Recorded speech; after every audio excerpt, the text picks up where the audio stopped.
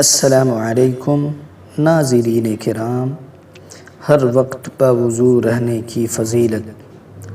حضور اقدس صلی اللہ علیہ وسلم ارشاد فرماتے ہیں، قیامت کے دن میری امت اس حالت میں بلائی جائے گی کہ منہ اور ہاتھ پاؤں آثار وضو سے چمکتے ہوں گے، تو جس سے ہو سکے چمک زیادہ کرے۔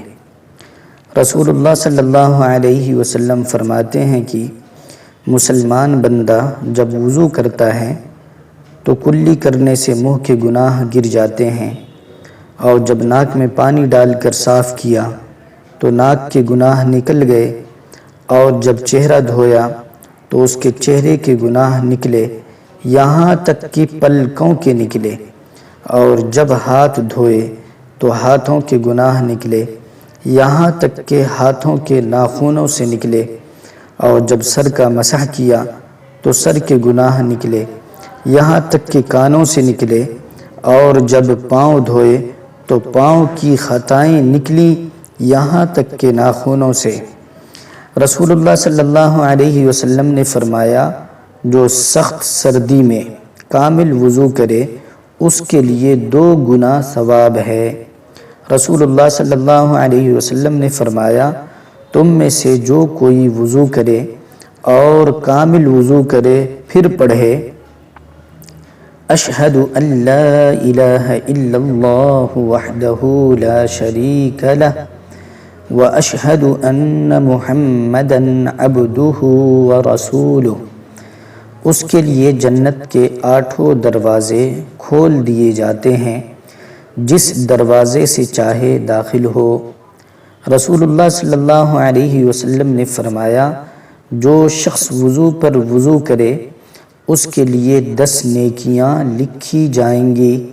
عبداللہ بن بریدہ اپنے والد سے روایت کرتے ہیں، ایک دن صبح کو حضور اقدس صلی اللہ علیہ وسلم نے حضرت بلال رضی اللہ عنہ کو بلایا اور فرمایا، اے بلال، کس عمل کے سبب جنت میں تو مجھ سے آگے آگے جا رہا تھا؟ میں رات جنت میں گیا تو تیرے پاؤں کی آہٹ اپنے آگے پائی۔ بلال رضی اللہ عنہ نے عرض کیا، یا رسول اللہ صلی اللہ علیہ وسلم، میں جب اذان کہتا ہوں اس کے بعد 2 رکعت نماز پڑھ لیتا، اور میرا جب کبھی وضو ٹوٹتا وضو کر لیا کرتا۔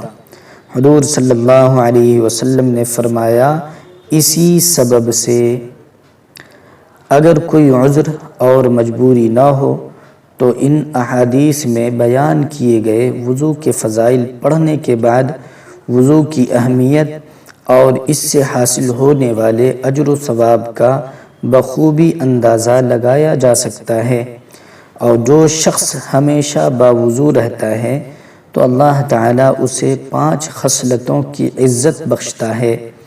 نمبر 1، فرشتے ان کے ساتھ رہنا پسند کرتے ہیں۔ نمبر 2، اعمال لکھنے والے فرشتے اس کا سارا وقت عبادت میں لکھتے رہتے ہیں۔ نمبر 3، فرشتے اس کی حفاظت کرتے ہیں۔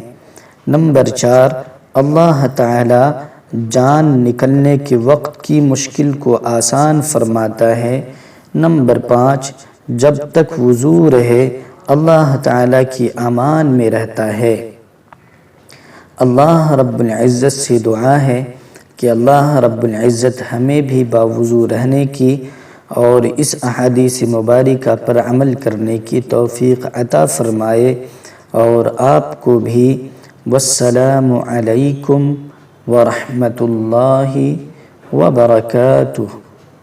جزاک اللہ خیرا کثیرا واحسن الجزاء فی الدنیا والآخرہ۔